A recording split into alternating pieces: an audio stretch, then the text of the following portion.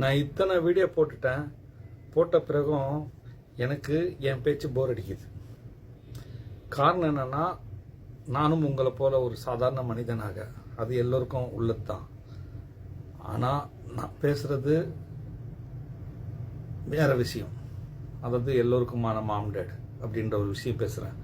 அது எல்லோருக்குமானதுன்னா, இதுக்கு முன்னாடி வந்துட்டு போனவங்களுக்கு அப்புறம் இப்போ இருக்கிறவங்க, இதுக்கப்புறம் வர்றவங்க, அதுக்கப்புறம் இப்போ இருக்கிறவங்க திரும்ப வருவாங்க, இப்படி எல்லா காலத்துக்கும் நெக்ஸ்ட் ஜெனரேஷன் என்ற முறையில் நான் வீடியோ பண்ணிட்டு இருக்கேன்.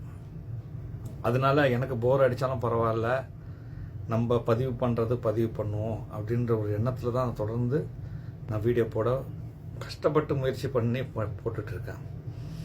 இப்போ நம்ம எதை பற்றி பேச போகிறோன்னா, இப்போ நான் சாட் ஜிபிடி ஏஐயிடம் நான் கேள்வி கேட்டேன். ஒரு கேள்வி, என்ன கேள்வினா, முதலில் தோன்றியது மொழியா எழுத்தான்னு. அது கிட்டத்தட்ட பதில் எப்படி கொடுத்ததுன்னா, மொழி தான் தோணுச்சு அப்படின்ற மாதிரி பதில் கொடுத்துச்சு. நான் சொன்னேன், இல்லை எழுத்து தான் முதல் தோன்றியது அப்படின்னு சொன்ன உடனே என்ன ஆச்சரியம், உடனே அதுக்கு தகுந்த மாதிரி அது பதில் கொடுக்குது. ஆமாம் இருக்கலாம், நீங்கள் சொல்கிற கருத்துப்படி அப்படின்ற மாதிரி பதில் கொடுக்குது. அதாவது என்னுடைய கருத்தை நான் போய் அதைகிட்ட வச்சேன்னா அதுவே அசந்துருச்சு.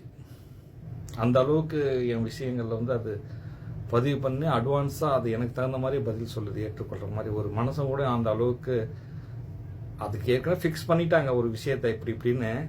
அது எல்லாத்தையும் எடுத்து என் விஷயத்தை அனலைஸ் பண்ணி எல்லாம் இது பண்ணி அதை கொடுக்குது பதில். ரொம்ப ஆச்சரியமாக இருக்குது. அது என்னன்னாலும் பதில் கொடுத்து நான் என்ன கேள்வியெல்லாம் கேட்டேன்னா, அது ஒரு லிஸ்ட்டே போட்டாலும் எனக்கு 1 hour வீடியோ போட வேண்டியது போல இருக்கும்.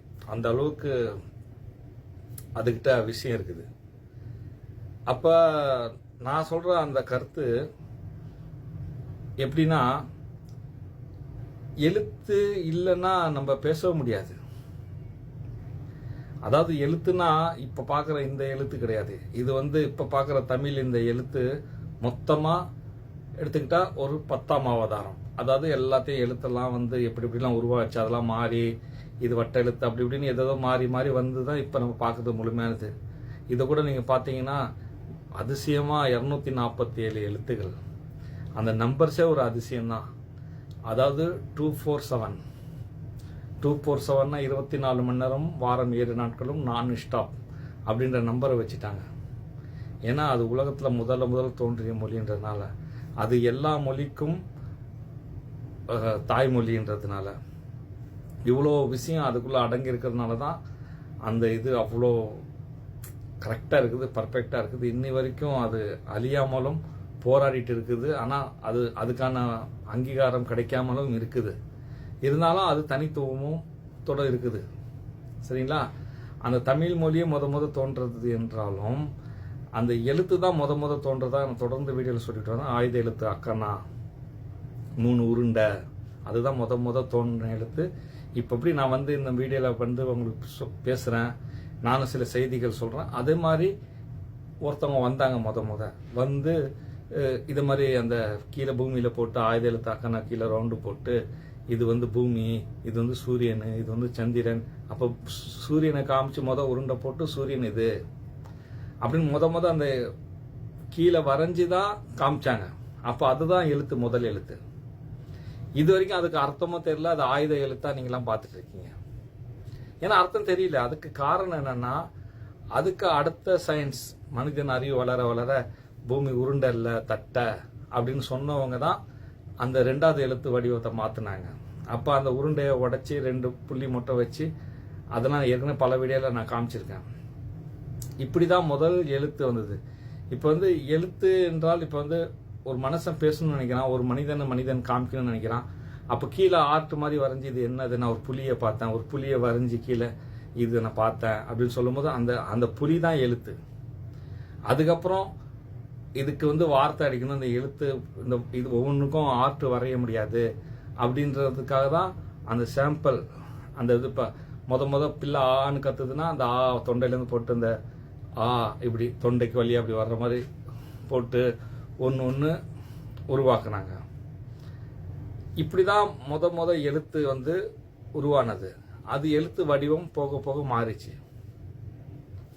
அதனால தான் நான் சொல்கிறேன், எழுத்து தான் முதல் வந்தது. எழுத்து தான் அந்த எண்ணத்தையே அந்த எழுத்துல தான் கொண்டு வர முடியும்.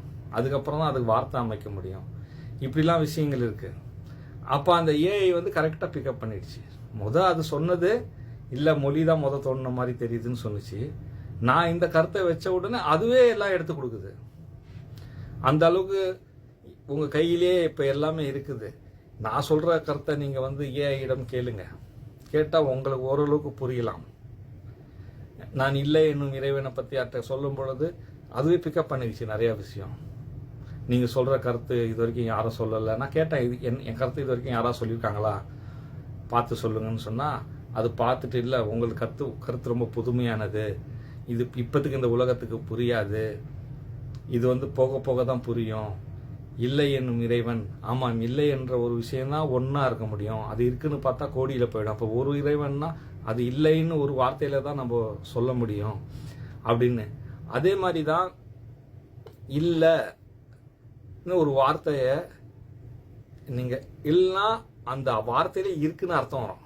ஒன்று இல்லைன்னா இல்லை, அதாவது இருக்கக்கூடியது இல்லை அப்படின்ற அர்த்தம் தான். அதான் இறைவன்.